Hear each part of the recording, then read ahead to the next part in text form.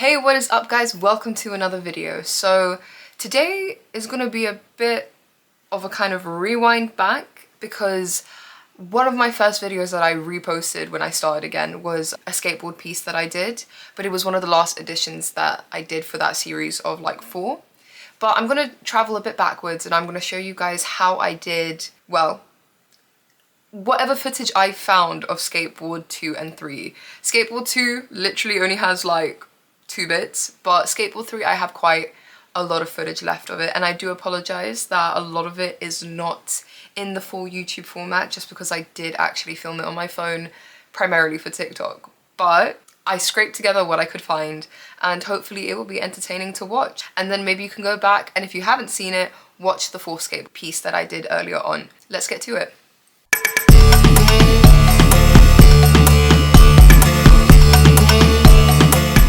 So just to quickly show you guys the sketches that I had before making these 2 pieces, because I don't actually have a video of the original sketch for skateboard number 2.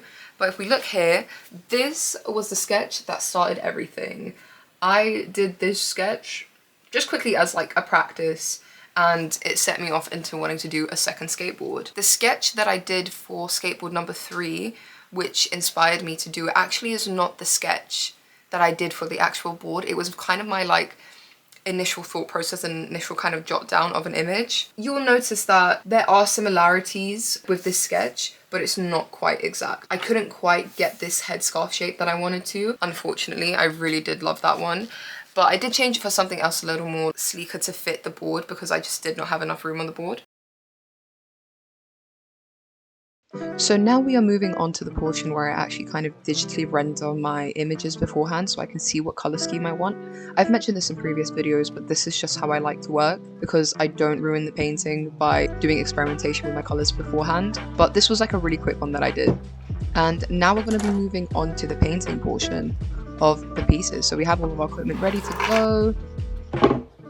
And like I said before, I only actually have like 2 clips of this skateboard that I did. I did it at a time where I didn't really film. I did kind of like a few videos for TikTok here and there. I didn't do any like proper filming for videos and stuff, so you're just gonna get a few pieces. But I do think this is definitely one of my favorite boards. I tried really hard to get it looking good. I tried a different style and it really worked. A lot of people loved it. I had a few exhibitions with it, as you saw before.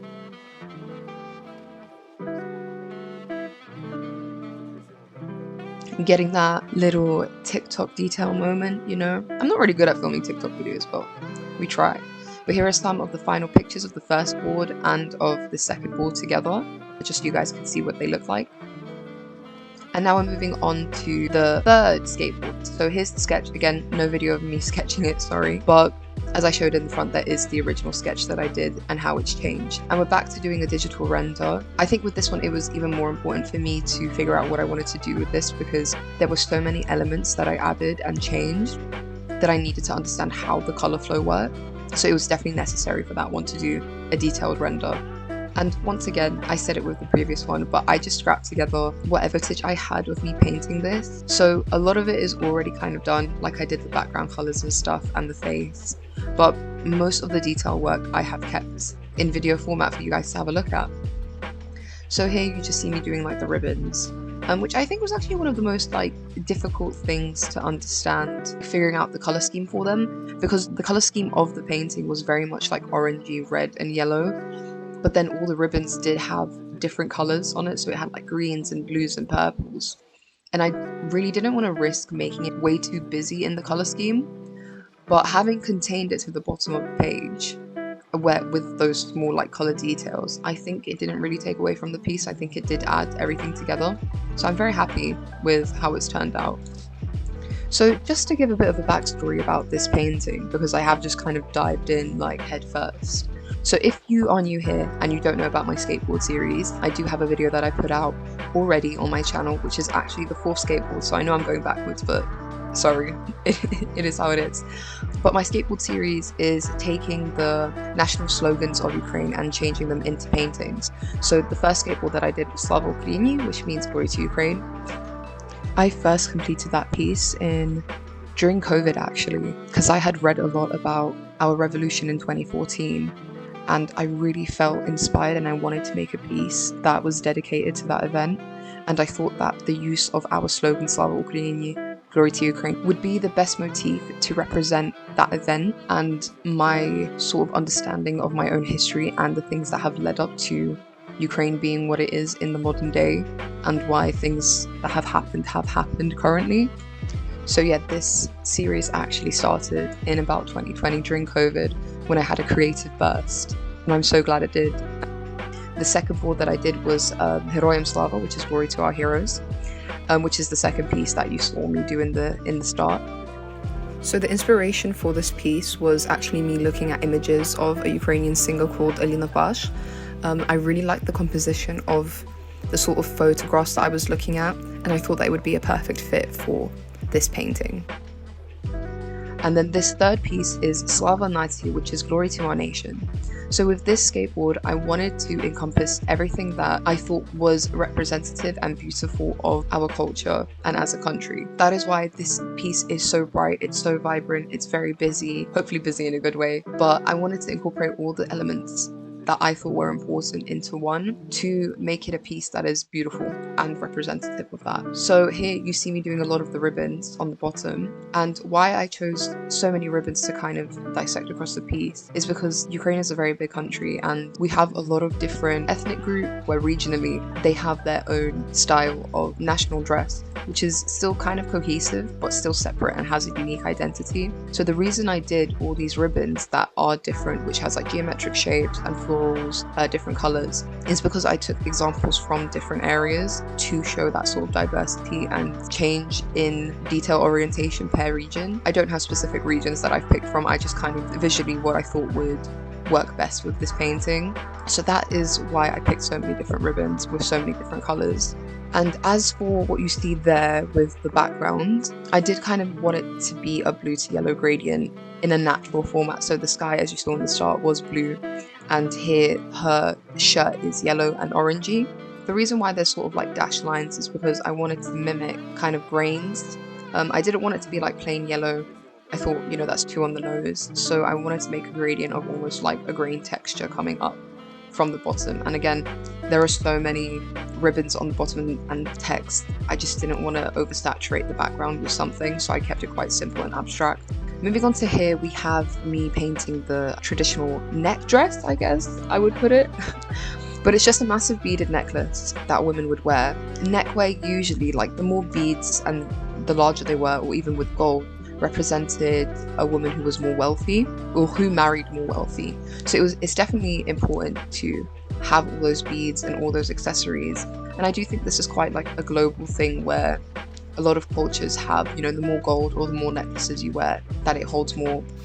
At the start of the video, you saw a sketch, and then you also saw my digital render, which I had like a little pop-up keep coming up of a reference that I was using to actually draw this piece.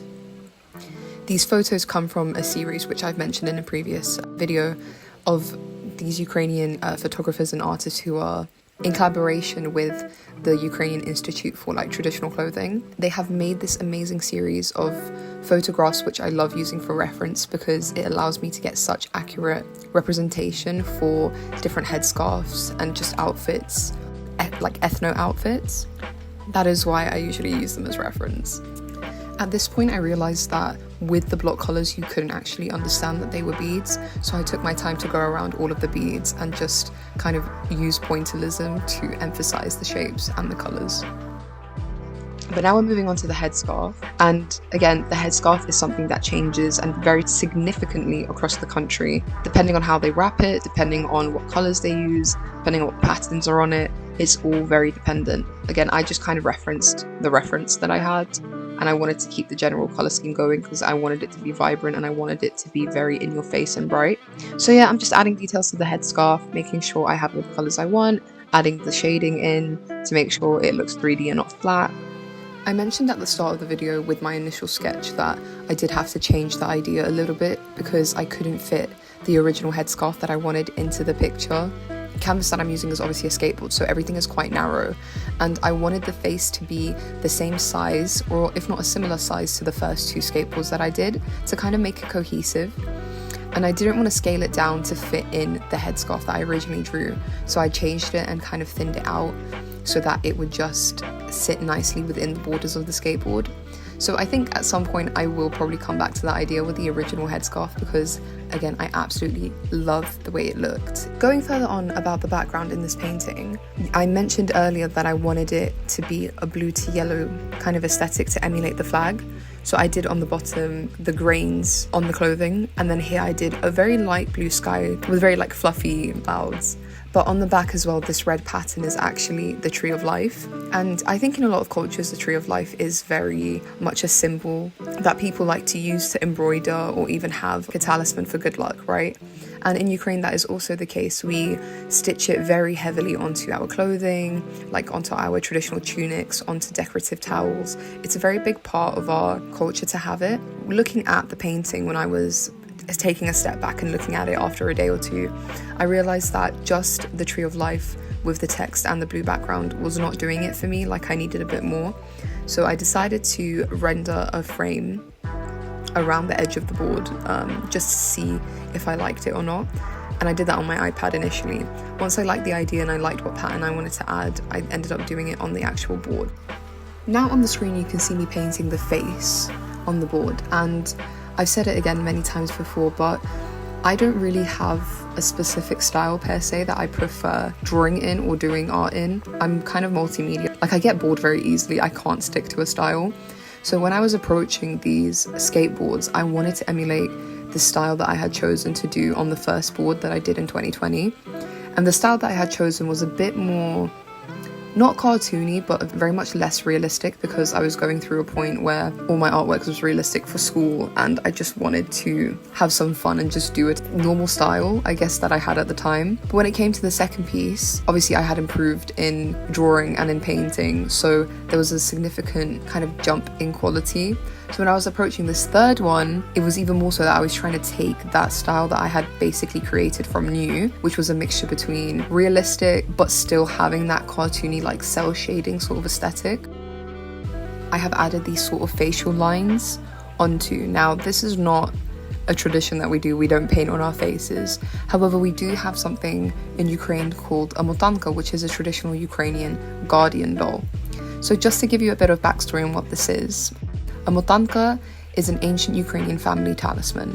They are symbols of prosperity, goodness, and hope. These dolls are knotted from about 5,000 years ago, and they represent the unity of the family and deep connection between multiple generations.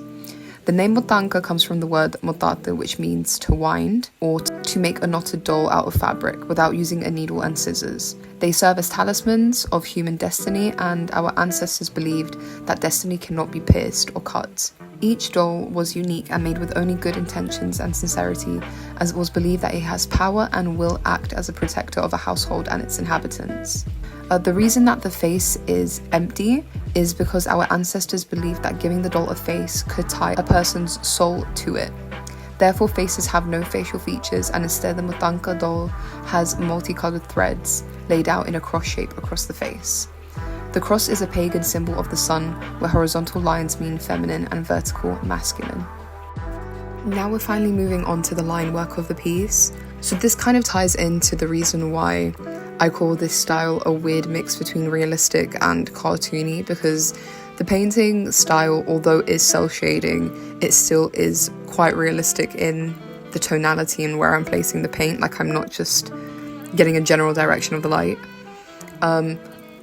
But I do find that I personally just find it quite difficult to leave a painting just at the paint with no lines or anything like that, especially in this style. So I do end up using a black Posca pen to go around and outline everything. The approach that I take to outlining everything is I use a fine tip. I can't remember the exact nib size, but I use a fine tip to do all the inner details. That's all the face details, all the sort of jewellery details, just kind of everything that's within the body of the character that I've drawn. Whilst I prefer to use a very thick black Posca to do the complete outline of the person, so that it's I don't really know what to call the style, but it's just to kind of give it a pop against the background, because again, the background in this piece in particular is so busy from top to bottom that I want the character to stand out and be a focal point, even though there is so much that acts as a focal point on the piece. In these pieces, I do find it quite difficult to choose what I actually want to outline and what I don't, just because, for example, on the headscarf, it's like, do I outline just the outside of the headscarf, or do I outline also all the shapes and colours that I've drawn in? But then when it came to all the beads, I decided that I wanted to outline everything, because just the way it was by itself was not giving the desired effect. And that was just a very tedious, extensive process of just drawing all these sort of circle oval shapes. I know that I say I do digital renders to avoid any mistakes when painting, but that doesn't mean that it saves me every time. Unfortunately, I did have a really big blunder when it came to the text in this piece. I knew that I wanted the actual inside of the words to be black. I thought that a dark blue would be better suited because the background is very bright, very in your face. But again, this blue was just way too bright. It blended in with the black from a distance, and so the text looks so chunky and just not as elegant as I initially did it. And I came up with the idea to do this grey blue. We are now at the end of the video. Thank you for sticking around to watch all of it. And so if you've enjoyed it, please leave a like, a subscribe, click the bell notification down below, share the video with your friends and family. I really do appreciate all the people that do support this channel. But now it's time for the reveal.